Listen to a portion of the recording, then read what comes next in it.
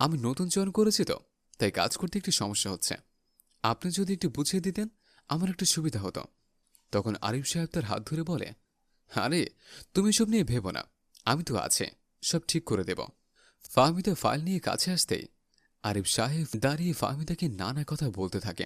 এক পর্যায়ে ফাহমিদার পিঠ দেয়ালে ঠেকে যায়। তখন ফাহমিদা বিরক্ত হয়ে ভয়ে ভয়ে বলল, কি করছেন স্যার? আমাকে আর বোঝাতে হবে না, আমারটা আমি বুঝে নিতে পারবো। হঠাৎ এর মাঝে সাকিব এসে বলল, স্যার আপনার ফাইল।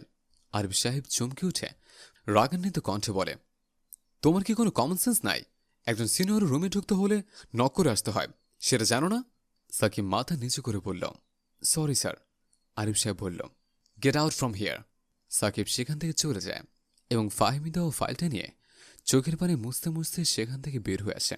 ফাহমিদা আরিফ সাহেবের রুম থেকে বের হতেই দেখে সাকিব সেখানে দাঁড়িয়ে আছে। ফাহমিদা থমকে দাঁড়িয়ে সাকিবের দিকে এক পলক দেখে সেখান থেকে চলে যায়। কিছুদিন পর ঐশী নামের একটা মেয়ে চাকরির জন্য ইন্টারভিউ দিতে আসে। ঐশী আরিফ সাহেবের চেম্বারের সামনে এসে বলে, may I come in sir?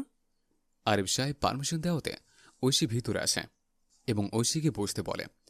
মেয়েটিকে দেখে আরিফ সাহেব যেন নিজের লোভ আর সামলাতে পারছে না। তখন আরিফ সাহেব বলল, কি ইন্টারভিউ দিতে এসেছ? ঐশী তার বায়োডাটা এগিয়ে দিয়ে বলে, জি স্যার, আমি অনেক গরিব ঘরের সন্তান, অনেক কষ্টে পড়াশোনা করেছে। আমার ফ্যামিলির অবস্থা খুবই শোচনীয়, আমার এই জবটা খুব দরকার। আরিফ সাহেব চেয়ার থেকে উঠে ঐশীর কাছে আসতে আসতে হেসে বলে, ঠিক আছে, মনে করো তোমার চাকরি কনফার্ম, কিন্তু বিনিময়ে আমি কি পাবো? তখন মেয়েটা আমতামতা করে বলে, স্যার আমার কাছে দেওয়ার মতো কিছুই নেই। আরিফ সাহেব বলে ওঠে, দেওয়ার মতো অনেক কিছু আছে। এই বলে তার গায়ে হাত দেয় এবং বলে, তুমি যদি আমার সাথে বেড শেয়ার করতে রাজি হও তাহলে ধরে নাও তোমার চাকরি একদম পাক্কা। তখন ঐশী রাগান্বিত হয়ে চেয়ার থেকে উঠে আরিফ সাহেবকে কষিয়ে একটা থাপ্পড় মেরে বলে, বাস্টার্ড, আজ তোদের মতো কিছু লোকদের কর্মকাণ্ডের কারণে এই সমাজের এই অবস্থা। শুধুমাত্র তোদের কারণে মা বোনেরা অফিস থেকে রাস্তাঘাটে নিরাপত্তাহীনতায় ভোগে। দুবেলা দুমুঠো ভাতের জন্য কোথাও চাকরি নিয়ে শান্তি নেই তাদের, শিকার হতে হয় তোদের লালসার।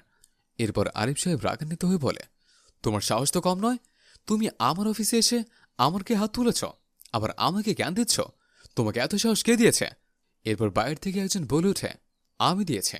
আরিফ সাহেব লোকটিকে দেখে আমতামতা করে বলে উঠল, স্যার আপনি? আসলাম চৌধুরী বলল, হ্যাঁ আমি।